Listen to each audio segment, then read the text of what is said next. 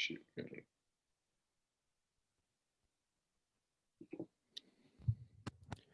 What is going on, everybody? Welcome to the Go Lead Everything podcast. Pumped today. Got a special guest who is a former Wayne State University Warrior baseball teammate of mine, who I had the fortunate opportunity to bullpen catch for the year he was drafted, 5th round to the San Diego Padres back in 2008. And I had to bring out the old hat in his honor, even though he doesn't play for them and hasn't for years now. But throughout his career, he's had the opportunity to play for 7 different major league teams, won a championship over in Japan, an international team, and had the opportunity for our relationship to grow over the years as we share a lot of the same values of faith and family. And I'm thrilled to have my old friend and former roommate, Anthony Bass from the Toronto Blue Jays, join me today on GLE. Anthony, welcome to the show. Philly B from the 313. Thank you. My usher at my wedding. It's an honor to be part of your GLE podcast. Well, thank you, man. It's a pleasure to have you. So, interesting season for baseball. I'm curious, what's it like to play for cardboard cutouts? Is that as exciting as real fans? You know what? You kind of got used to it. At first, it was very strange not having anyone in the ballpark.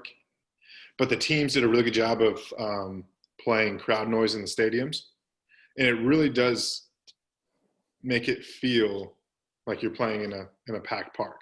Like they got the crowd noise, like that white noise sound in the background. And for me, I never really allowed my surroundings to ever get in the way of my job, my mission on the mound. So it wasn't a big deal. At first it was just strange, but you grew to just kind of roll with it. Yeah, I imagine that was really weird at first, but coming from all your days of inter squads and the green and gold and playing for no fans, that's not something that baseball players, I guess, is too foreign to them. Playing for nobody, right? Man, let's go back to your story. You're a Trenton boy from Michigan. Talk about your baseball journey. Let our audience know kind of how you got to the major leagues and where you are today. I'll try to be quick. I don't want to bore you. It's a long story, but basically, out of high school, wasn't a very highly touted prospect. Had 2 offers, one to Wayne State, and the other one to Eastern Michigan. And my gut and my intuition led me to choosing Wayne State. I just liked everything about the university. I liked the coaching staff there. I liked what I saw from my visit. And I'm really happy with my decision. And then once I committed to Wayne State, I played 3 years at Wayne State. And then in my last year is when I felt like I had an opportunity to play at the professional level. Went to my summer league in 2007 out in Northern California for the Marysville Gold Sox. Woo. And I remember watching Tim Linscombe of the San Francisco Giants pitch. And I was amazed at how this small frame was able to generate so much power in his delivery. So I told myself, I'm going to try to pitch like him. I know I'm bigger than he is. If he's able to throw as hard as he does, why can't I? So the following day, I went to the field, grabbed my catcher, went to the bullpen, got on the mound. And I remember telling him, hey, I'm going to try something new today. I don't know where the ball's going. And he was like, oh, thanks, man. Great. All right. Great. Just what every catcher wants to hear. He was just like kind of like a goalie back there, Yeah. So I went through my delivery, kind of implemented a coil in my delivery, kind of like Linscombe does. And when I released the ball, the catcher caught it, and he said, do that again. So I did it again. He caught the ball, no issues. It didn't go over his head, didn't go in the dirt. So he called over our coach. Jack Johnson's his name, not the musician. Former professional baseball player, Jack Johnson. Not banana pancakes, Jack And he Johnson. walked on over, and the catcher said, "Hey, Jack, take a look at Bass." He said, "All right." So I threw a couple for my coach, and all he said was, "Do that in the game." I go, "Really?" He's like, "Do that in the game." I said, "Okay." So my next outing, I went out 1-2-3, and there's a scoreboard up in right field that reads the radar readings. And that inning, I didn't look at the board. I came in the dugout, and my teammates were just, their eyes were just huge. Like, oh my gosh. That whole summer, my velocity was like upper 80s to lower 90s. Right around 90 miles an hour is what I was pitching. Well, that inning I came in and I didn't throw a fastball below 94 miles an hour. Wow. So I was like, I think I'm on to something. So word kind of got around when I came back to Wayne State that fall. We had our fall scout day, threw in front of the scouts. I think there was like 10-ish scouts that day. And after I was done throwing, our coach, Jay Alexander, at the time, walked on over to me and handed me 10 envelopes from each team. And he said, "You need to fill out these questionnaire forms. All 10 teams are interested." Wow. And I was just like, whoa, like, talk about super humbling, and like very grateful for this opportunity.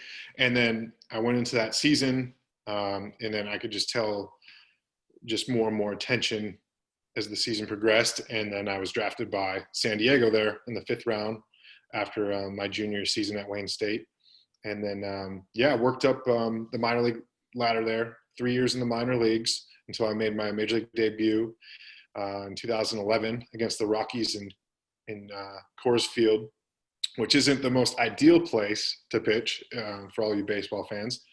But I went out there, went 5 innings, 1 run, and got the win. And then after the game, I was called into the manager's office and was sent back down to the minor leagues. They just needed me to fill a spot for that day. And I remember the all-star closer at the time, Heath Bell, told me in the shower, or showered, he goes, "You're going to be back in 2 weeks." And I said, "Really?" He goes, "Yep, watch." Sure enough, 2 weeks go by, I get the call back up in San Diego, and I'm there the rest of the year. And then since then, it's really just been a journey. I've been traded, I've been released, signed minor league deals, went over to Japan, came back from Japan in 2017 and kind of reestablished myself at the major league level these past 3 years with the Cubs, the Mariners, and the Blue Jays this past season. And now I'm in a position that I've never been in before, where I'm a free agent and able to kind of weigh options and offers and go from there. But it's been a ride, and I've enjoyed every second. Super cool, man. That's a great story. You touched on a couple things I want to hit on, and a few of them I had on questions to ask you. So Tim Linscombe, and emulating a guy like Tim, I think many people sometimes, and we always do it as kids, right? And baseball players are notorious for like joking on each other and like impersonating each other. And, there's certain people that might toe tap that we know that we would impersonate back in the day. But, emulating people that are having success can be an extremely successful strategy. And just copying what people are doing, is that something you've always tried to do, or was that only that one time where it really clicked and you got that feeling and had that success with Tim? I think that's where it started. And since that moment, when watching someone in my field of work have that much success, I want to learn from the best. So that's where it started for me. And as my career has progressed, I've found other pitchers that are similar to me, the way that they pitch, their pitching style, their pitches, the way they move, velocity, and I watch how they pitch, and I try to use their strategies to help me get hitters out, essentially. And I think that happens as you mature in the game and you learn from your failures. I think that's what's really helped me. How do you, speaking of failures, how do you go about really handling those failures? As a pitcher, you're out there on an island, you're out there on the mound. There can be a lot of pressure, right? And I know you've transitioned a couple times, maybe from starting to trying your hand closing. There's a lot of different sort of pitcher mentalities out there, and everybody's different. But I'm just curious your approach to pitching. And your mentality, has it changed from high school to Wayne State to now?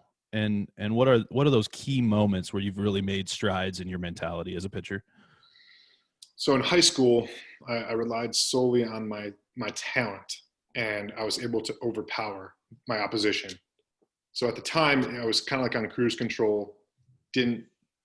Wasn't really.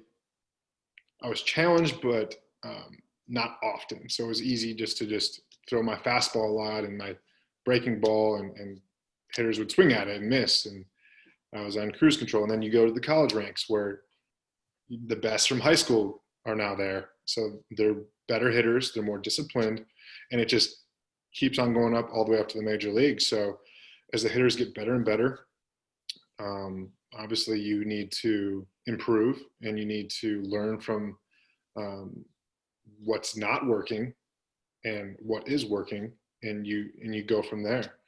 And at the major league level, my game plan has never changed ever since I can remember, was fill up the strike zone.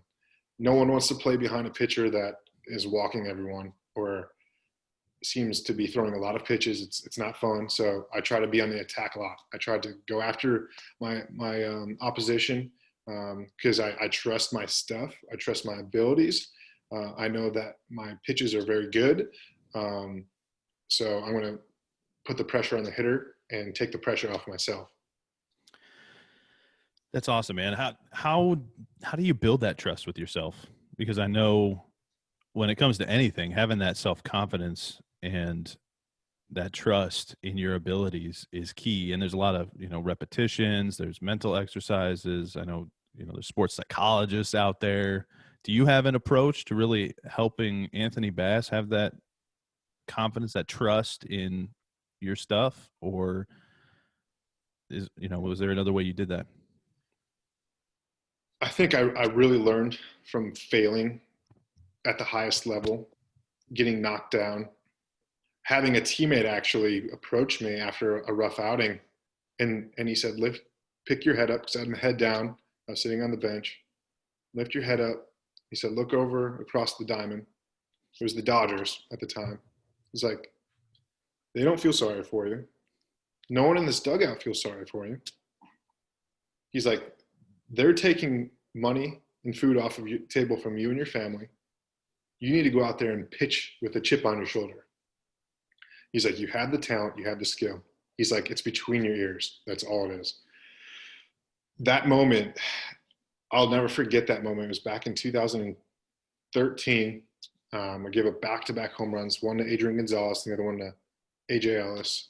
And I felt like that was the turning point for me, like where I really needed to work on my mental point of my game more so than my physical skills. And what has really helped me is trusting my abilities. But when I do have success, I've actually written them down in my notes in my phone after a good outing, and highlighted points of my start where I had success.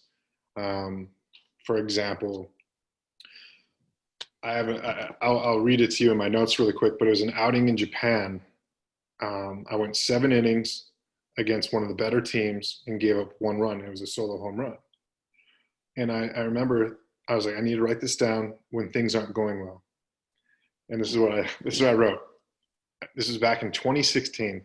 I'm writing this after my start against the Oryx Buffaloes on April 15th, 2016. I pitched well because I know I'm a great pitcher. Have conviction in every pitch, even if it might not be the right one. Make every pitch look the same by your demeanor, from my windup to my follow-through. Through the good times and the bad, you are your own worst enemy. Know you are great and do the damn thing. Love it. Boom. So like when I was younger, I didn't have that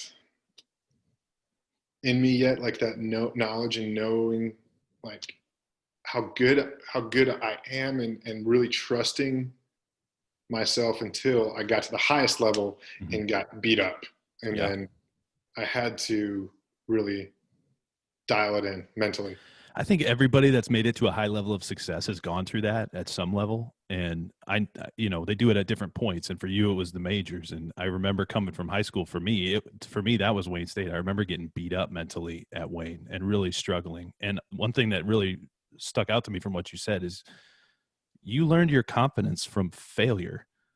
And most people wouldn't think that builds confidence, that failure would necessarily build confidence. But I'm recently learning slowly, and I love how you highlighted it, that, going through failures and really being knocked down, but learning from them. And like you said, I actually just put out my last podcast. It might've been my last one or the one before. It's titled Write It and Run It. And it's talking about how important it is to write things down and build plans like you just read. You wrote down what you wanted to do, and then you just put your head down and run the play. Trust the play. You wrote it down. You got to follow it. And I just love that, you took the time to say, okay, this worked for me. This is what I want to do. I'm even going to take some time to write it down. And then that's the mentality I need to have going forward. Mm-hmm. It's very strong. The power of the mind, man. There's a famous quote by Michael Jordan. He's one of the greats. And he says the reason why he's so good is because of all the times he's failed. You can look it up. I don't know verbatim what he said, but the documentary that came out, The Last Dance, and it was so much fun to watch such a competitor and arguably the greatest basketball player of all time. See kind of where his mentality was and his approach. And I like to learn from those kind of players and those people, whatever field you're in. I'm in sports, so sure. I love some other competitors that are great. Sure. What makes them tick? My favorite quote from that documentary is from Michael, who said, I pushed people when they didn't want to be pushed. I challenged people when they didn't want to be challenged. I do these things because that's who I am. If you don't want to play that way, don't play that way. He wants to win. Dang. There's no ifs, ands, or buts. Sure. And what? And not everyone has that in them. That's why he is who he is. Everybody leads differently. So talk about your leadership style. You're obviously a leader at Wayne State. Talk about your approach to leadership back then versus now. Are you the type of guy that considers yourself a leader on these teams? Obviously, pitchers are kind of in general. Yeah. And this year more so than past years. I was the oldest member of the bullpen. I was pitching at the back end of games as one of the leaders and more trusted bullpen arms from my manager. So yeah, in that point, I would speak up when we had pitchers meetings, and a lot of it comes down to not so much the scouting reports or what to throw hitters. It's more so, like I said, you guys need to know how good you are and how hard it is to hit a baseball.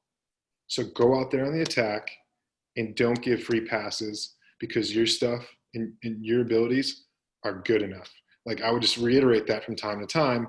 If we're going up in a big series like against the Astros or the Yankees, I know we didn't play Houston this past season, but powerhouse teams. Don't let the names in the lineups that you hear scare you or intimidate you.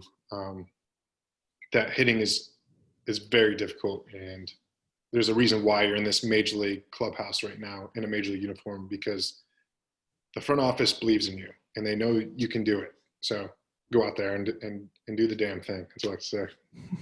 Do it, man. I love it. Have you always, I feel like your vocal leadership and what you just described there is something you've probably grown into since Wayne State. Yeah. In college, as you know, I didn't speak a whole lot. The two other captains on the team, older players, they're more boisterous. I kind of just went out there and pitched, and let my pitching do the talking. But I was also very competitive. I wanted to win. I didn't want to lose. I hated losing. Yeah. But I definitely wasn't the one that would get on someone. That wasn't me. But more so now, I feel like younger guys are more leaning on me and looking at me for direction, or if they have questions about how to take care of their bodies during a full major league season, or hey, how do you pitch Giancarlo Stanton? Have you faced him before? Yeah, I have, and he's taking me deep. This is what you shouldn't do. These guys are definitely picking my brain, and I'm enjoying it because I know I used to pick the brain of guys like Heath Bell and Mike Adams and Luke Gregerson that really helped me become the pitcher I am. Man, you just totally described the purpose of Go Lead Everything. And it's when you see that need, you see your teammates need something from you. They're looking to you to be that vocal leader and share those things with them. And so you adjusted, even though that wasn't maybe your natural tendency, and are stepping up to be that. So, I absolutely love that. Absolutely love that. So switching gears a little bit, know you're a heavy metal guy. We went to a Slipknot concert way back in the day, which is it's the craziest experience I think I've ever had.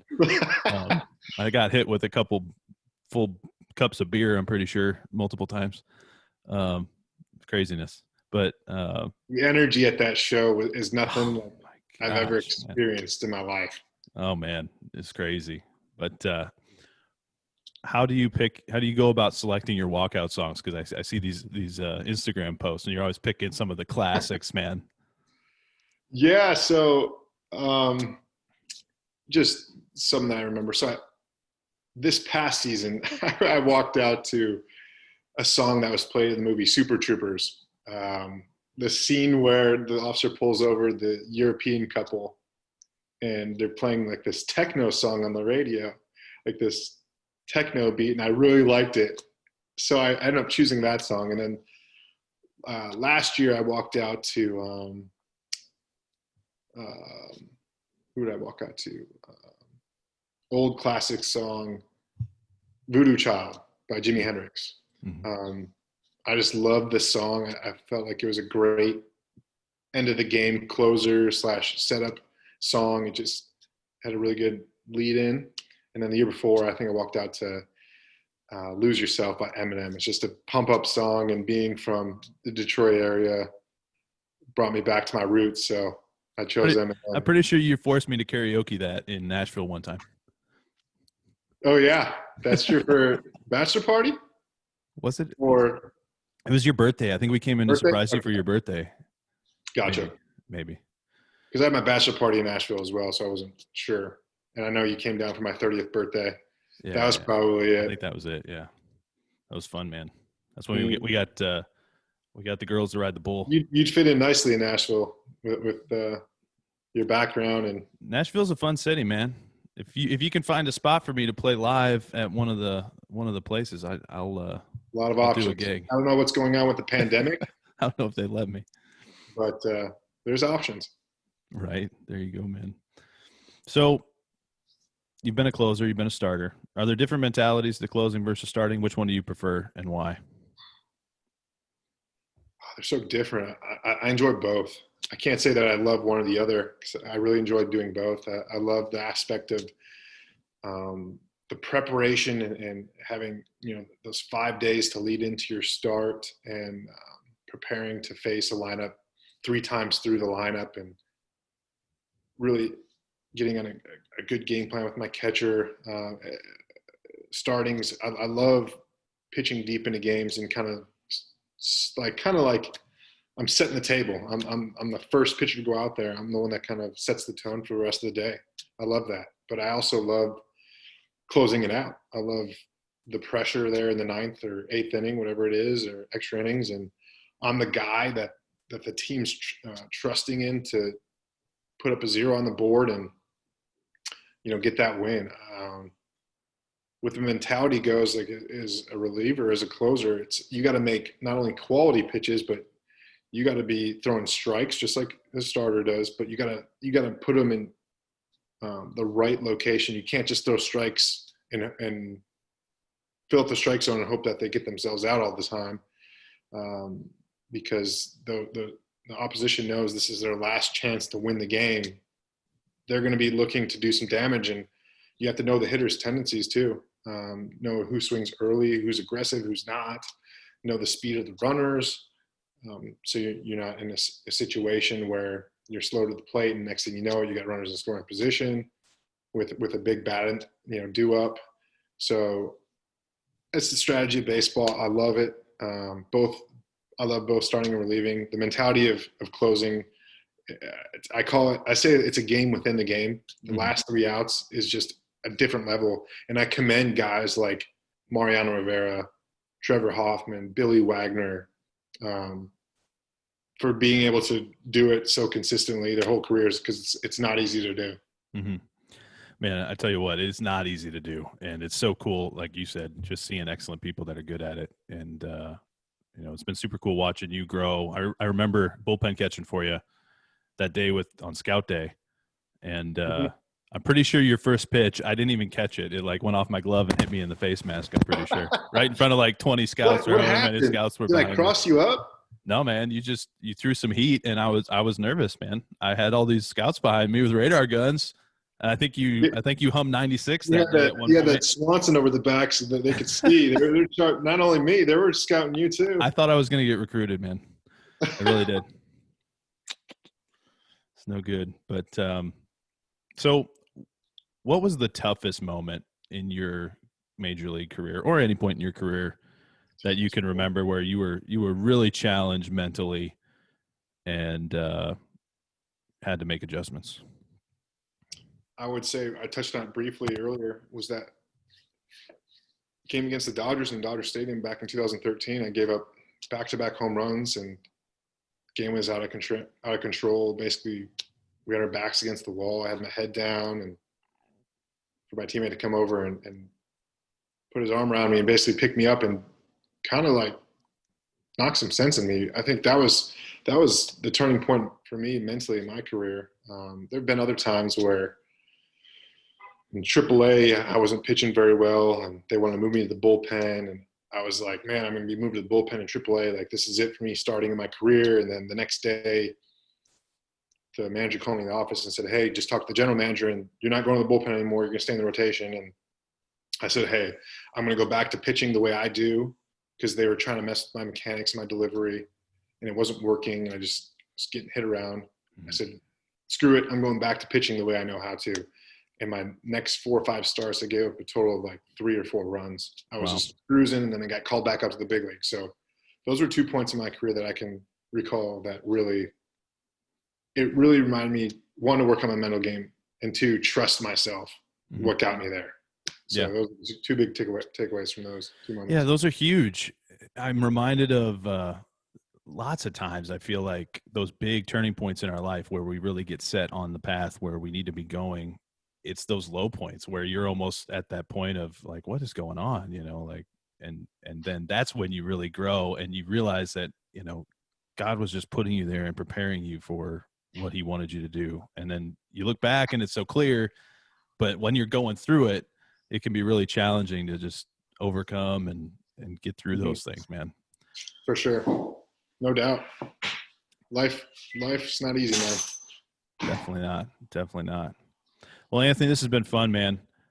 I ask not everybody, but one of my favorite questions to ask. Obviously, we're in a technology age, and podcasting is big, and doing content on social is big.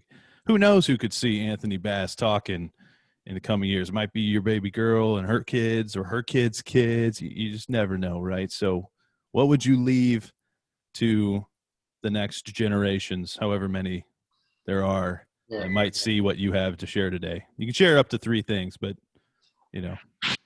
what are the key things you want to leave them with? Live up life. Go explore. I'm all about seeing the world and seeing new places and meeting new people. I'm really glad that I'm able to do that. And also, whatever you're passionate about, no matter if it's the coolest thing in the world or the lamest thing in the world, like, do whatever you love to do, whatever you're passionate about, because you're going to live a happy life if you do what you love to do versus just focusing on the paycheck. Fall in love with what you're passionate about and go for it. Awesome, man. I love it. Anthony, thanks for coming on the show. If people want to find you on social or anywhere, where do they find you? Instagram, Anthony Bass, or Anthony E. Bass on Instagram, and then Twitter, Anthony Bass 52. Awesome, Anthony. Appreciate having you on, brother. It's great chatting with you. Thanks, Billy B. Always a pleasure talking to a brother. Hell yeah, man. You take care. All right, man. See ya. Take it